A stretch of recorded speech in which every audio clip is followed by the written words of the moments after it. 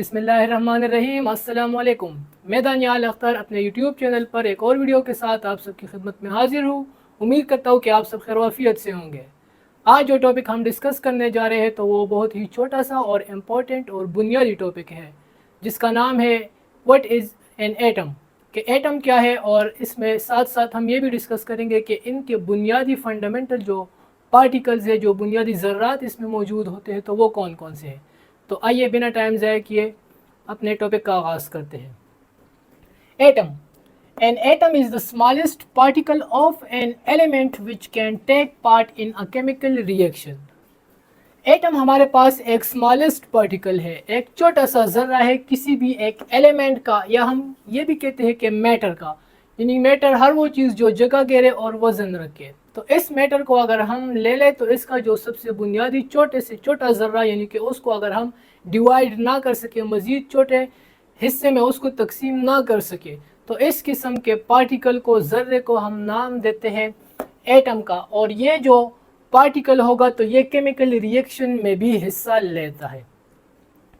इसके बाद अगर हम बात करें तो बुनियादी तौर पर अगर किसी एटम के स्ट्रक्चर की बात करें हम, वैसे ये भी मैं आपको बता दूं कि इसकी मिसाल, एटम की मिसाल बिल्कुल ऐसी है जिस तरह एक दीवार ईंटों का बना होता है। जिस तरह हर एक दीवार बहुत सारे ईंटों का बना होता है और उस एक ईंट से हम ये अंदाज़ा लगा सकते हैं कि ये दीवार की क्या खुसूसियत होगी, यानी कि ये मटेरियल इसमें कौन सा इस्तेमाल हुआ है, उस एक ईंट से हम अंदाज़ा लगा सकते हैं, क्योंकि बाकी सारे ईंटें भी उसी की तरह होती है। तो बिल्कुल ये भी इसी तरह है। यानी कि फॉर एग्ज़ाम्पल लेट सपोज़ हम एक पत्थर उठाते हैं और इस पत्थर को हम मज़ीद टुकड़ों में तकसीम करना चाहे, एक टाइम ऐसा आएगा कि मज़ीद ज़र्रात में कन्वर्ट नहीं हो सकेगा, तो उसी छोटे से छोटे ज़र्रे को हम सिंपली नाम दे देते हैं एटम का। तो इसी तरह अब इसको अप्लाई करें एलिमेंट्स पर, यानी कि फॉर एग्जांपल ऑक्सीजन एलिमेंट है, हाइड्रोजन एलिमेंट है, कार्बन एलिमेंट है, चाहे वो सॉलिड हालत में हो, लिक्विड हालत में हो या गैसियस हालत में हो, उसका जो छोटा से छोटा ज़र्रा होगा तो उसको हम केमिस्ट्री में एटम का नाम देते हैं। फंडामेंटल पार्टिकल्स की बात करें तो इसमें बुनियादी तौर पर 3 ज़र्रात होते हैं। एक इसमें प्रोटॉन होता है, न्यूट्रॉन होता है और इलेक्ट्रॉन। और भी बहुत सारे इसमें पार्टिकल्स होते हैं, लेकिन 9 ग्रेड में अगर हम बात करें, यानी कि जो बिल्कुल आपका बेस है, बुनियाद है, तो इसमें इन 3 पार्टिकल्स की हम बात करते हैं।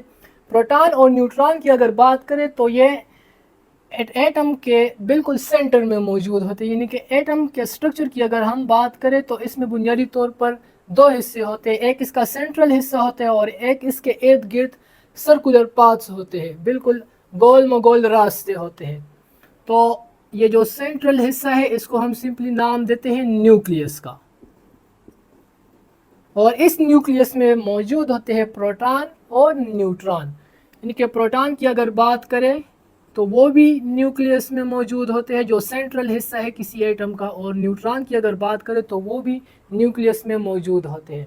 और इलेक्ट्रॉन की अगर बात करें तो ये जो बैरूनी हिस्सा आपको नज़र आ रहा है, न्यूक्लियस के जो बाहर वाला हिस्सा नज़र आ रहा है, जिसको हम शेल्स का नाम भी देते हैं, या फिर इसको एनर्जी लेवल्स का नाम भी हम देते हैं, या फिर इनको ऑर्बिट्स भी कहा जाता है। तो इसमें मौजूद होते हैं इलेक्ट्रॉन, और ये फिर हम मज़ीद डिटेल में डिस्कस करेंगे कि कितने कितने इलेक्ट्रॉन किसी शेल में आ सकते हैं। लेकिन यहाँ पर मैं इतना आपको बता दूँ कि पहले शेल में सिर्फ़ और सिर्फ 2 इलेक्ट्रॉन आ सकते हैं और दूसरे शेल में 8 इलेक्ट्रॉन, इसी तरह तीसरा चौथा फिर वो डिस्कस करेंगे। लेकिन अभी आपको इतना पता होना चाहिए कि ये फंडामेंटल पार्टिकल्स जो कि किसी एटम में मौजूद होते हैं तो वो 3 हैं, इलेक्ट्रॉन, प्रोटॉन और न्यूट्रॉन। न्यूट्रॉन की अगर बात करें तो उस पर कोई चार्ज नहीं होता और ये मौजूद होता है न्यूक्लियस में। प्रोटॉन की बात करते हैं तो प्रोटॉन पर चार्ज होता है पॉजिटिव, और ये भी न्यूक्लियस में मौजूद, यानी कि सेंट्रल हिस्से में मौजूद होते हैं। और इलेक्ट्रॉन की अगर हम बात करते हैं तो उस पर नेगेटिव चार्ज होता है, और ये न्यूक्लियस के इर्द गिर्द शेल्स में मौजूद होते हैं, और ये बिल्कुल इसी से इर्द गिर्द इन्हीं अपने सर्कुलर पाथ्स में घूमते रहते हैं न्यूक्लियस के इर्द गिर्द। उम्मीद करता हूँ कि आपको इस टॉपिक की समझ आई होगी। नेक्स्ट टॉपिक में इंशाल्लाह हम डिस्कस करेंगे एटॉमिक नंबर और मास नंबर को। अब के लिए इतना ही। अपना ख्याल रखिए, हमें भी अपने दुआओं में याद रखिए। अल्लाह हाफिज़।